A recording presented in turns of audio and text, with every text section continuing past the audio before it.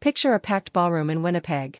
About 900 people, a fundraising gala, and a premier at the microphone who decides to go way beyond the usual political talking points. Manitoba's Premier Wab Kinyu lays out a plan that could become a Canadian first, a ban that would stop young people from accessing social media platforms and even AI chatbots. That's not a small tweak. That's a big swing. And it's wild that the proposal isn't just about apps like TikTok or Instagram, but also AI tools that a lot of teens use for homework help, brainstorming, or just messing around. Exactly.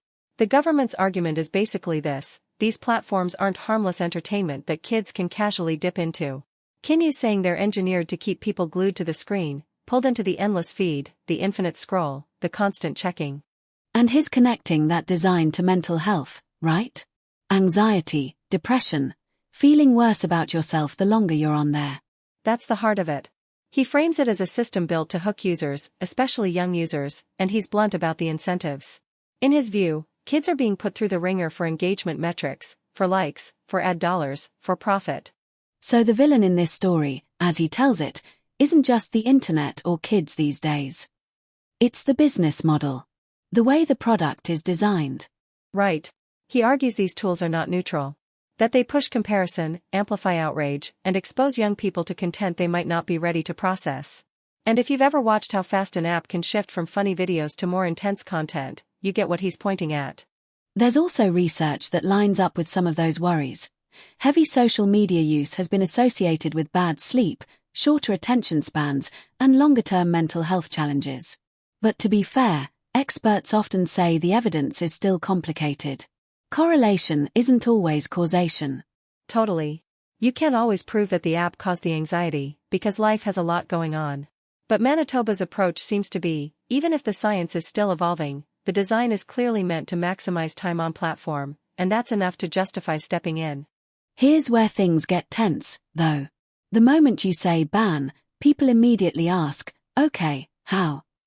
What ages are we talking about? Under 13?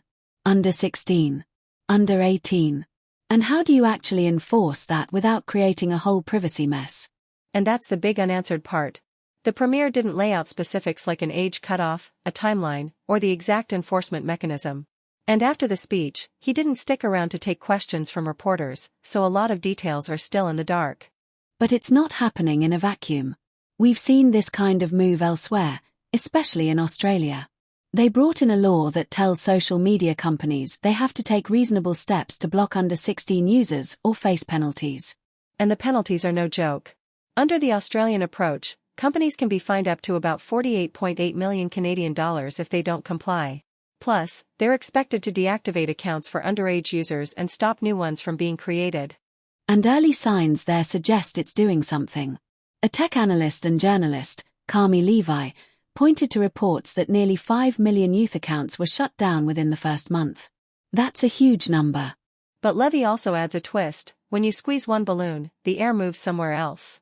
Even if kids lose access to the big-name social platforms, they may just migrate to other corners of the internet that aren't covered by the rules. Which brings us back to why Manitoba's plan is getting attention.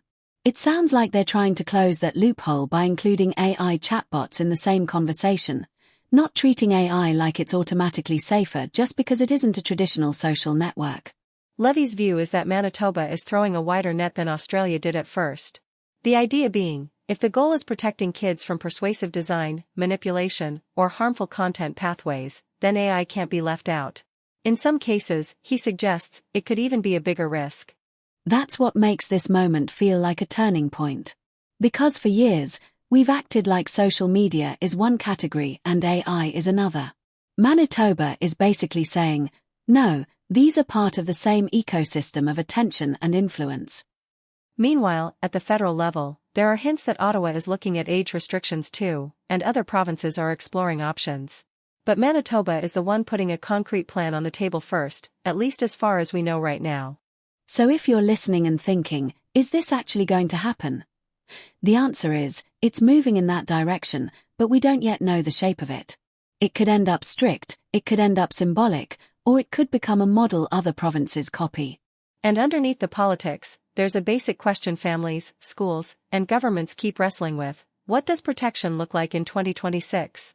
Is it education and digital literacy? Is it stronger platform regulation? Is it age gating? Or is it a full-on ban for minors on certain tools?